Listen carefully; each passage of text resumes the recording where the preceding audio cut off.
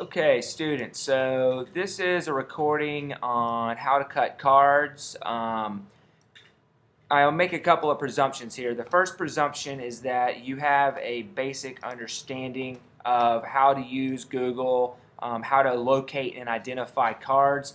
This video really is more about how to take the cards from the internet and put them into Word documents so that you can manipulate them effectively into Word documents. So I'm already presuming that I have found a good card, which is one right here. So I found this through Google. The first thing I want to do is copy the entire, well, the first thing I want to do is try to find a printer-friendly version because it's going to avoid all the graphics and any advertisements. So I click here. It turns out it doesn't have a printer-friendly version, so I can just go ahead and get the regular version that I find on the web. What I want to do is copy the article, get the entire article. You never know how much of it you're going to need, so it's just more efficient. Then I want to go to my blank Word document where I want to go edit, and I don't want to paste, I want to paste special.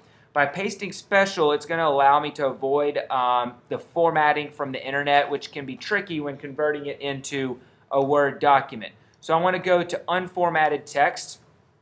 After I get it into unformatted text, you'll notice that it has paragraph breaks. That can make my work inefficient. Remember, you want your cards to all be on a single page, so that way in a round you don't have to read over onto a second page. So what you want to do is go edit, and then what you want to do is select all, and then you want to go edit and replace. What you're looking for is paragraph breaks, and you want to replace those with single spaces. The way that you tell the program Word to find all the paragraph breaks is find the upward pointing arrow, which is the Shift button and the 6 button being pressed at the same time. That's Shift and the number 6, and then the letter P after that. In here, you want to make sure that you just have a single stroke of the space key. I'll hit Replace All, or if I hit Replace, it'll only do it once. But if I hit Replace All, it'll do it for the entire document. If you have multiple documents in the page, what you're going to want to do is only select the section of the page that you want to have completed, or the section of the page that you want to have formatted in this particular way. So for example, I already have my citation done down here, and by hitting Replace All without just the article being highlighted, it accidentally pushed the citation up as well. I didn't really want that, but it's also a good lesson to make sure you're only formatting the pages that you want to be effectively formatted. Now, speaking of citations, if I already have read this, and it's a smart strategy to read the article to make sure it makes arguments and that it's going to be effective before you actually start getting into the nitty-gritty of cutting it. So I've already done that. I know it's a valid argument. Now the next thing I can go ahead and do, since I know I'm going to use this article, is get the citation information. In your handout, there was information about what the citation should look like. I've already compiled that information and formatted it correctly. So I've got it right here. I want to put that at the top. And all of this was found directly off the web page. Remember, if you can't find out about a particular author or about a particular organization, you should use Google to find out about it, or the About tab. Or if you really can't find out about that particular person, but you think, wow, this is a great article, then go ahead and feel free to email that person if you can find their email address. Just remember to be respectful and, whenever you're emailing them. Okay, so now what I want to do is go through and find all the best parts of this particular article, and I want to try to cut it down into a card that makes sense in a debate round. I'm going to go through that right now for just a bit and try to do that, but then I'm going to show you what the final product looked like when I did this earlier. So just watch, and I'm not going to say too much.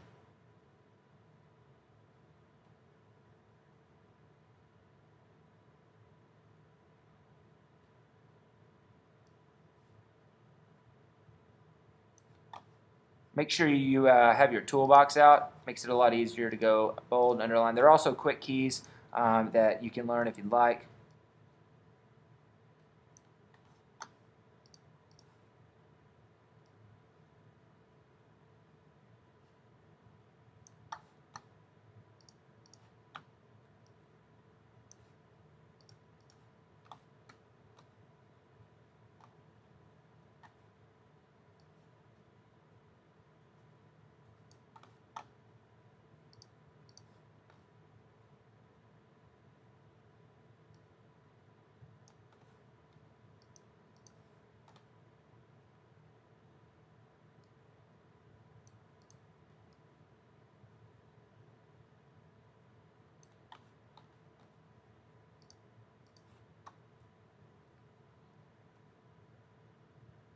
Okay, so here I've cut the card. I've got my final product over here. I'll put a copy of this on the web page, but by me doing that, it means you can't use it in your research, unfortunately.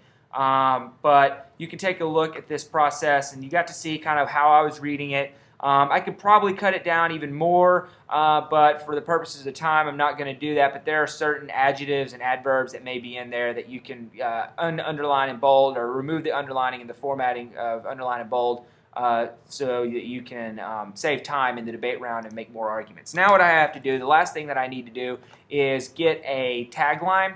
Remember, the tagline is supposed to flow from the actual card, so you want to try to mimic that rhetoric. You want to try to make sure that you are making a pointed argument. It shouldn't be something that sits on the fence or that is sort of vague. It needs to make a very direct, straightforward argument like I've done over here. Treating juveniles as adults is uniquely unfair because they aren't granted the same rights as adults in other contexts. We do this precisely. That's misspelled, so I can just go tool, spelling, grammar, change that, and I don't want to check the rest of it. And we do this precisely because they lack reasoning abilities of adults. So I've made a very pointed argument over here with my tagline, and now I'm ready to go on and take a space break here. If I want to create a second card out of the same article, I can do that by spacing that all the way down onto my second page. But here you have it, a nice single card with a full tagline in the document, and now I'm ready to move on to my second card. One thing I failed to mention before I wrap this up is actually, if you'll note, in the assignment it says that everything that's not red should be in 10-point font. That's true. It should be in 10-point font, but for example, in these parts right here where it would be very meticulous to go through and get these particular pieces of the font, pieces of the article into 10-point, you really don't need to worry about that. What I'm more concerned about is that each card is only on a single sheet of paper. The reason is that it's going to keep you much more organized as debaters in the round and making sure that you have which card correctly and you're using it at the appropriate time. So the 10-point rule is really just most applicable when you're trying to make sure that a single card is on a page. For example, as I've done here, each of these cards is on a single page. But for example, let's say that I wanted to combine these two cards and have like a super long card. Well, or maybe the nature of the card is such that it just kind of goes a little bit long, or that there are different segments of the card that you're trying to pull together to make a coherent argument. That's when it becomes really important to use the 10-point font in the stuff that you don't read. Don't make it any other smaller than 10. It's sort of a norm in the debate community to make sure that we don't make that super small so that people, if they want to read the context of the card in the round, they don't have to squint their eyes or put too much strain on their eyes. It should be something that is really accessible to other people in the debate round. Okay. Again, if you have questions, just email me.